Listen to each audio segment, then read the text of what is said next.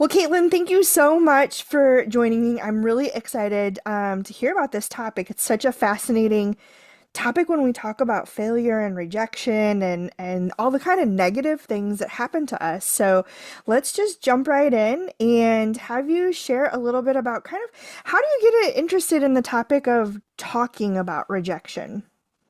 Well, first of all, thank you for having me.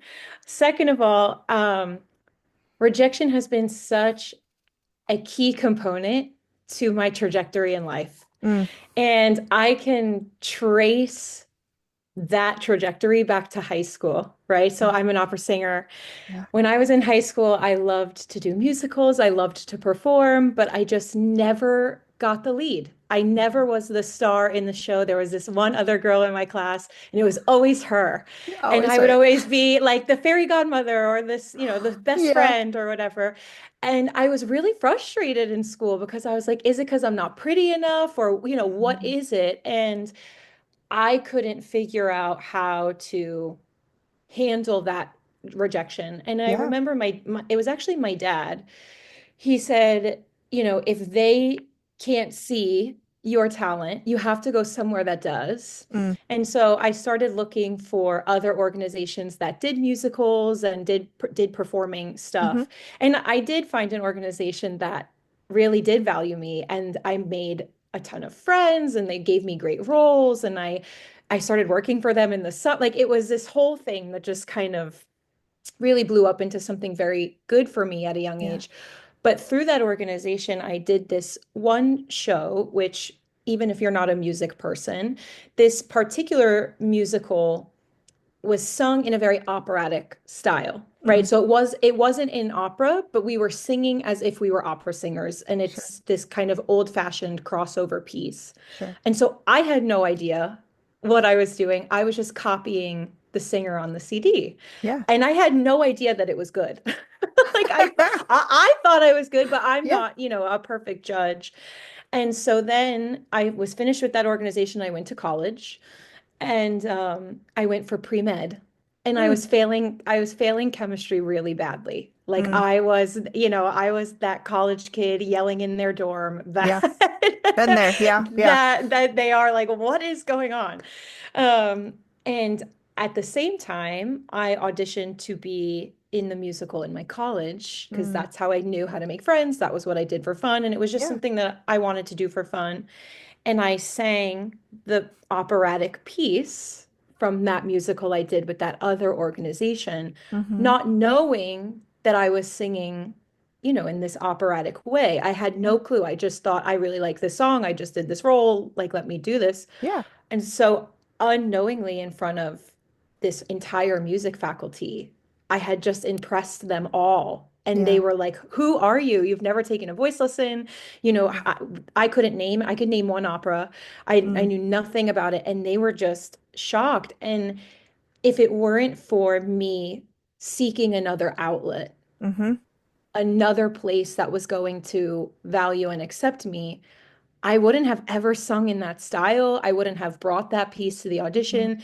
They may not have heard that quality to my voice.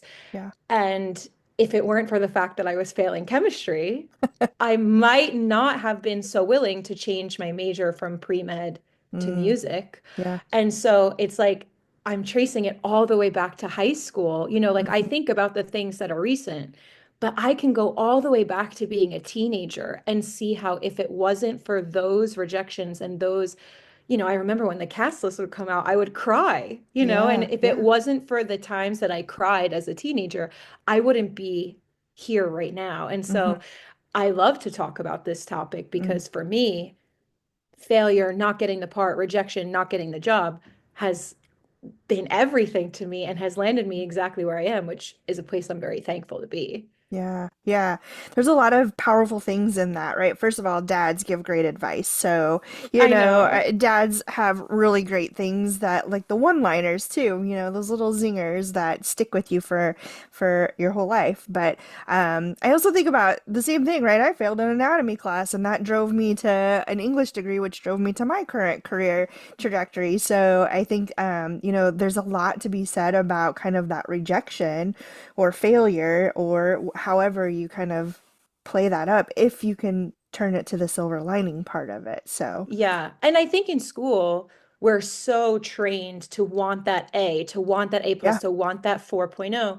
And we don't talk about the piece of it is just as important to get an F and know what to do, yes, how to absolutely. change it into something beneficial. That is a piece that is very much missing because we're so Mhm. focused on getting the A. Yeah, yeah, for sure. That's a great point. That's a great point. Well, I know you you're living your dream right now and seeing a lot of success, but I'm sure that rejection is still sort of part of your world as you explore your dream job. What are some things that you do to embrace those moments of rejection even as you're living out your dream right now? Yeah. I know we just talked about one-liners and zingers, but I did have someone give me a really good one-liner that does help me because I Mm, do still face rejection all the time. I mean, sure. even just recently, I got an offer that I thought, oh, wait, they think of me in that light. And I was a little, it was still an offer, but it hurt because I was Sure. like, that's how you think of me. So I'm still Mm, facing rejection and failure all the time. sure. But someone said to me, and this is the zinger, if your future self told you that you had to have 20 rejections before your first major success, would you be sad after your 10th rejection or would you be happy that you're halfway there? Mm, I just got the chills. Yeah. Right? And so that really changed my perspective because I thought to myself, okay, well, I have faced I've lost count. But if Yeah. it weren't for, I had to go through those to get here. And so I'm thankful for that eighth one and that ninth one and that 10th one.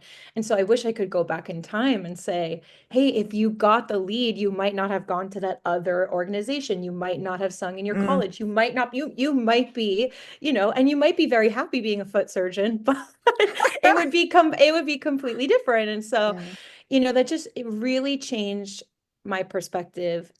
And I just feel very strongly that if you are not pushing out of your comfort zone, Hmm. you're not going to accomplish really anything extraordinary because you're Mm. sticking inside your comfort zone.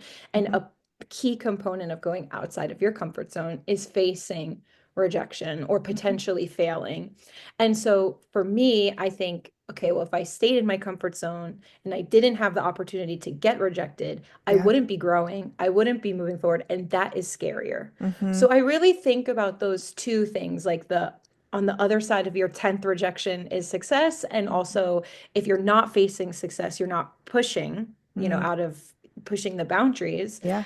And so therefore you're stopping your own success. Mm. I think about those when I do face a rejection to kind of put my mindset back in Hmm. place. Hmm. Um, and those thoughts are really helpful, but we're all human. Yeah. So, Yeah. sometimes I will just go for a big workout, a big run, get those Hmm. endorphins pumping, or, I have a very close team of like two or three people who I consider like, Mm. I can tell you anything. You're always going to tell me the truth, even if it Sure. hurts. Like I can really vent to you. I'll vent to them. Sometimes it's, a piece of chocolate cake or a big Diet Coke or going out Yeah. with friends. I have those like four or five things Hmm. that I will utilize because I want to honor the feeling of frustration that comes about because I think when you are facing so much rejection on like a regular basis, it's impossible to not feel anything. Yeah. Even after my 90th, 95th one, I still, and especially if it's like really unfair Yeah. and you just know that that was an unjust decision that was made against you, Hmm. it can be extremely frustrating. No one is above feeling frustrated, but it's a Right. matter of having the mindset part of, okay, I have my positive thinking over here that I can, see a broader perspective. Hmm. But on the other hand, I have some tangible things like I know I have to go to the gym. I know I have to call my agent. I Hmm. know I need a big Diet Coke, and then I'll be okay. Hmm. So it's Hmm. a combination of like the really broad picture stuff and then those little things. Yeah. Those tangible things are important. Yeah. Yeah. Yeah. Yeah. I know. I crank Kenny Chesney whenever I'm in a space, you know, it's just, There he's you got the go. things. So, Go for a drive. I mean, when I'm in Arizona, yeah. which was where I'm right now, you just go for a drive and just the views are Oh, I'm sure. stunning. Yeah. All of a sudden, life, you feel so small. Yeah, yeah. Oh gosh. Yeah, and I imagine too that like I think about the rejections I've received over the years. I did direct sales for a long time. There's tons of rejection that comes with that and job search, all those sorts of things. It's hard not to get into the bitter zone too, right? And so being able to navigate through that, I think is something that you have to learn about yourself probably as well. Totally. And I think actually, if you can master that, you're pretty much unstoppable. Mm, I've, it's being a singer. I came up through my undergrad, my master's, then you go into kind of apprenticeships, then you have your first year as a freelance singer, then all of a sudden you're working full time all the time. mm, And I have watched people at each phase of that journey fall out of each level because yeah, bitterness takes over. And sometimes it's justified, and sometimes you really were treated in a way that I am very happy that you've gone and decided to do sure. something else and you are now valued. But sometimes it's like, man, if you could have just held on and had a Mm, different mindset about rejection, your voice really could have done something for yeah. this industry and this art form. So I do think if you can master that bitterness part of it and not let it get to that point, which is Hmm. so much easier said than done, Sure. that is like half the battle right Yeah. there. Yeah. Yeah, for sure. Well, I imagine that that might be one of the things, right? You're successful and you've learned how to navigate with your Diet Cokes and your workouts. I am all for the Diet Coke, so I'm Oh my on gosh. the same page with you there. But I'm wondering, what are some significant things you've learned about yourself through rejection beyond the Diet Coke and the drive, you Yeah. know? Yeah. Um, I've learned I learned that I am very resilient.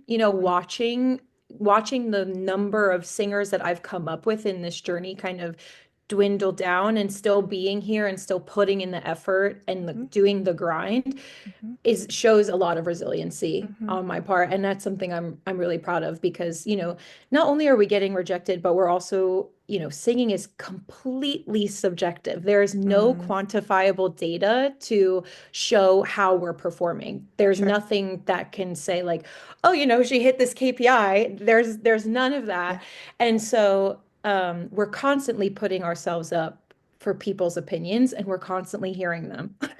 good, Yeah. good or bad. And so Yeah. resiliency is something that I've realized that I thankfully have in spades because, Yeah. I've heard some really hurtful, of course I've heard no many times, but I've Sure. also heard some like really hurtful things. And when we're Mm, getting that kind of feedback, it's about our voice. That is a mhm, part of who we are, right? It's not about I don't know, it's not about what color paint I decided to choose for my painting. It is something that is inside of me. yeah. So it's can be very personal. And so I've really learned that resiliency is a big part of my personality, Yeah. thankfully. Yeah.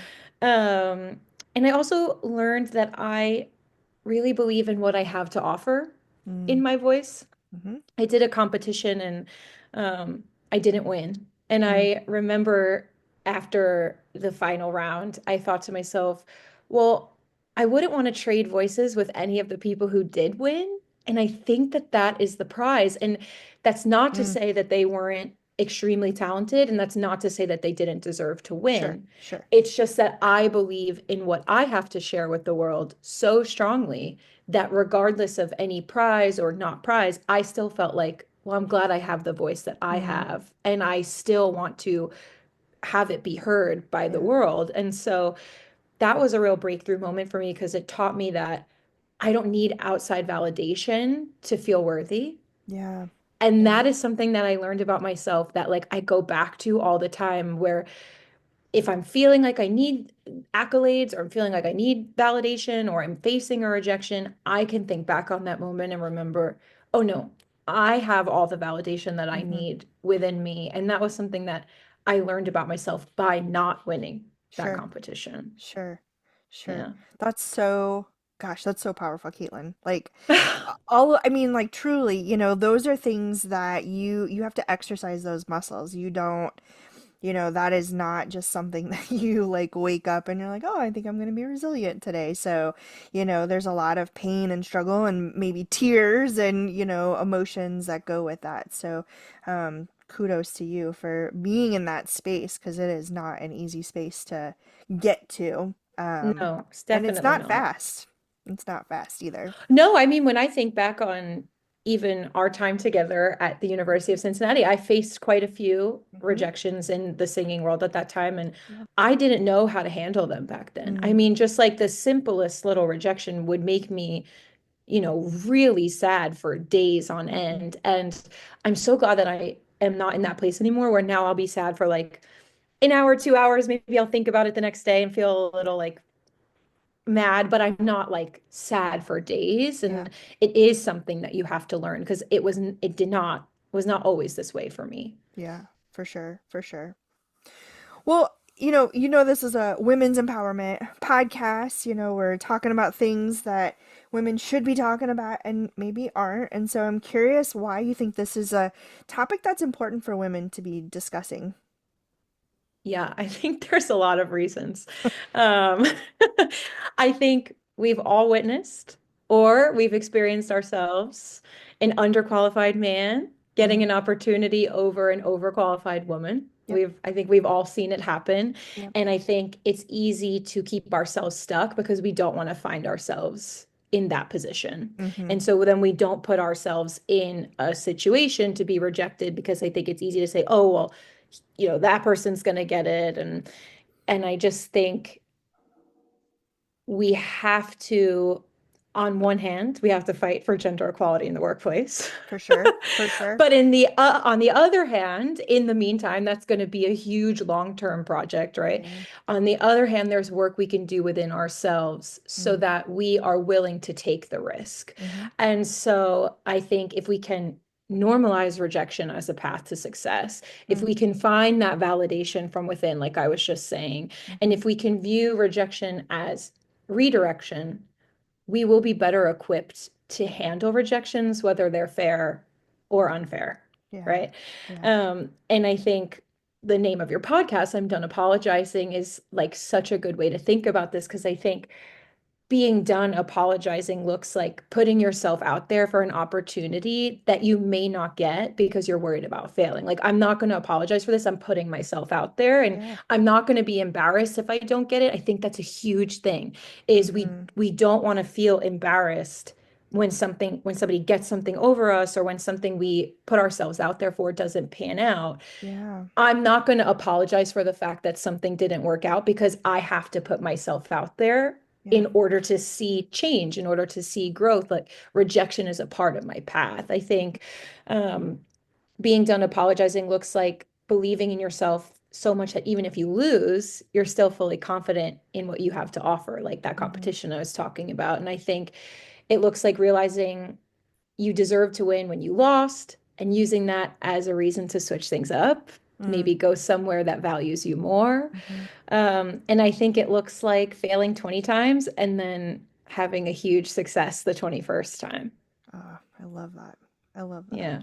I'm taking these notes, Caitlin. This is good Yeah. I mean, stuff.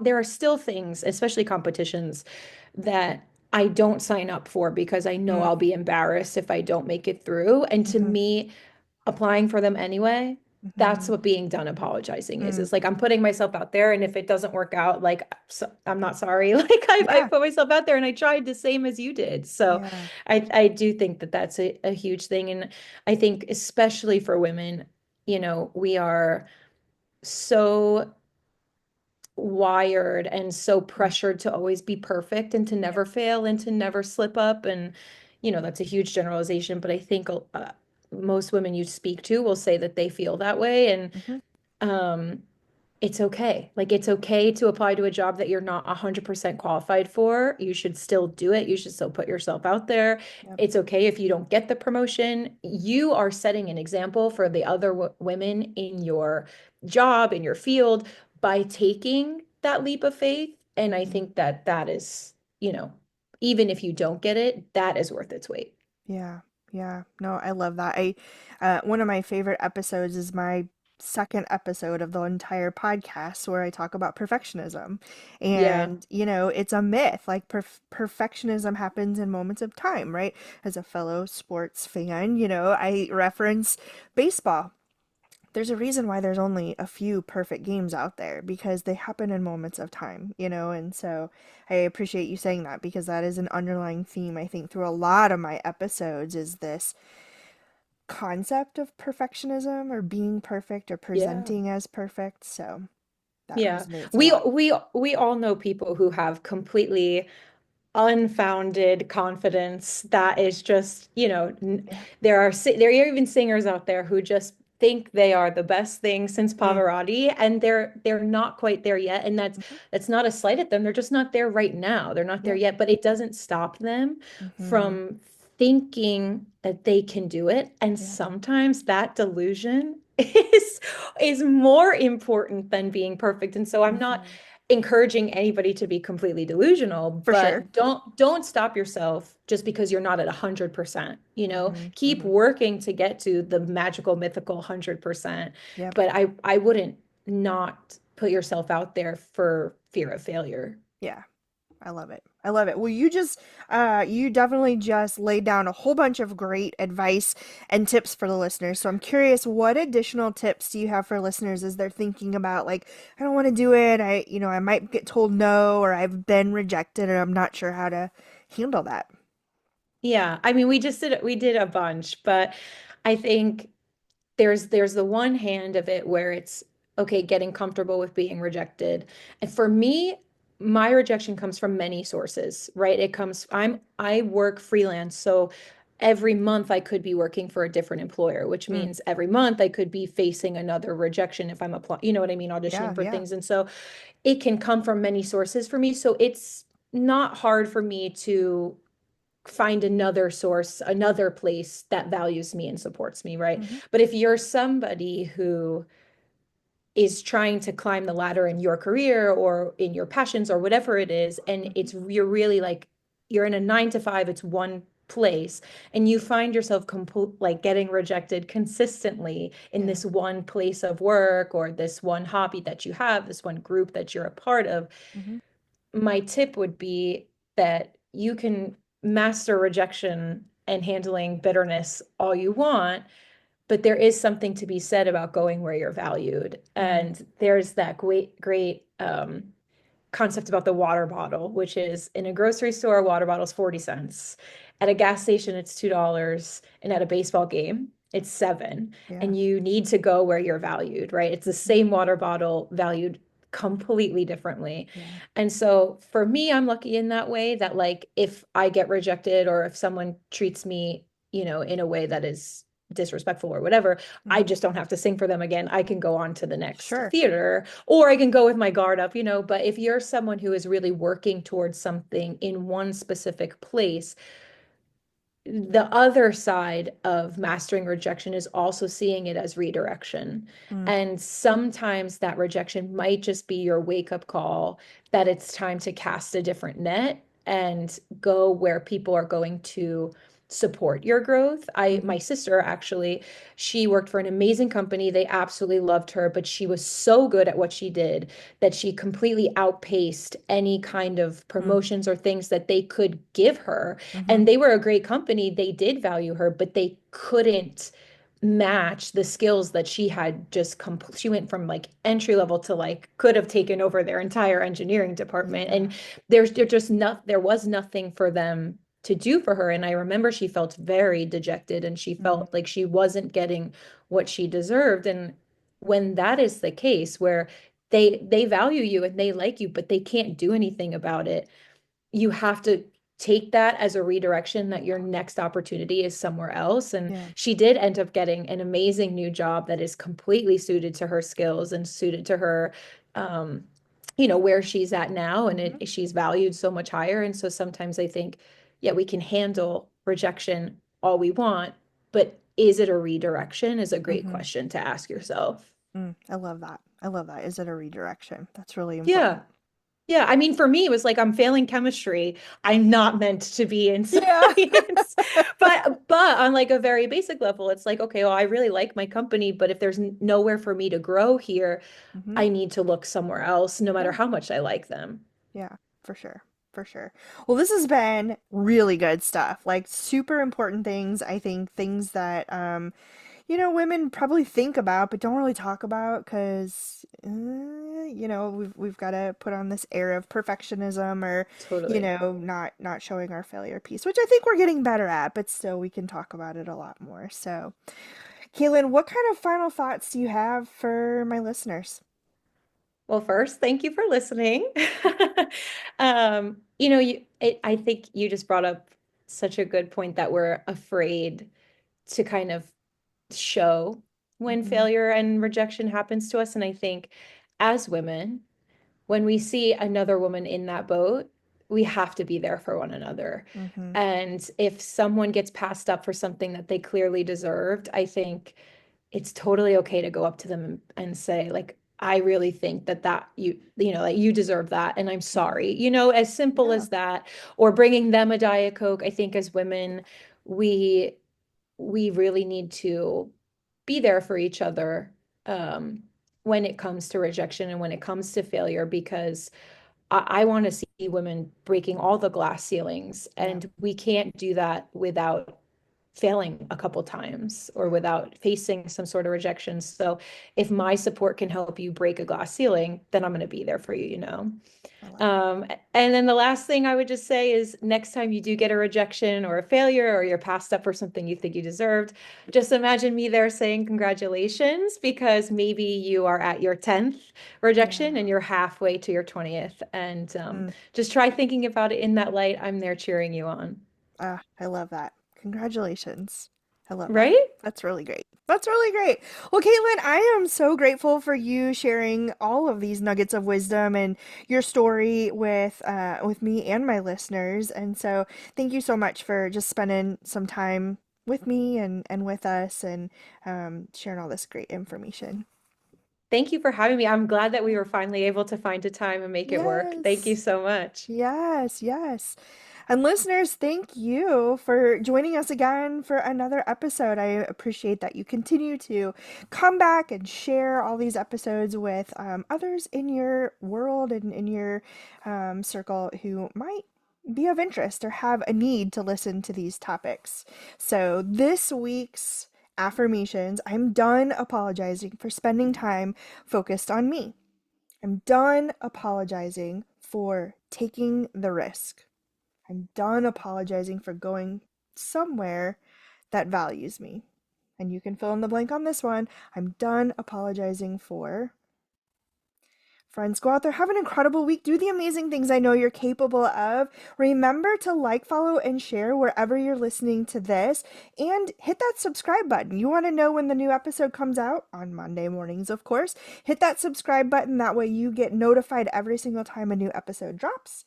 If you're not following me on social media, what are you doing? Follow me on social media. I am literally everywhere now, over on Instagram and Facebook, the old reliables. I am also over on TikTok, on Blue Sky, on LinkedIn, on YouTube. So make sure wherever you are engaging in social media that you're following me there as well for all kinds of cool little nuggets and inspirational pieces to keep you motivated throughout the week.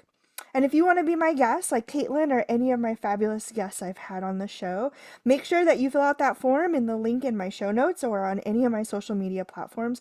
I want to hear what you have to say. I want to hear what you're passionate about. And I want to talk with you so that my listeners can hear all the incredible things that you have to share as well. And remember, friends, you're fabulous. You're a badass. You've got this, and I'm here for you.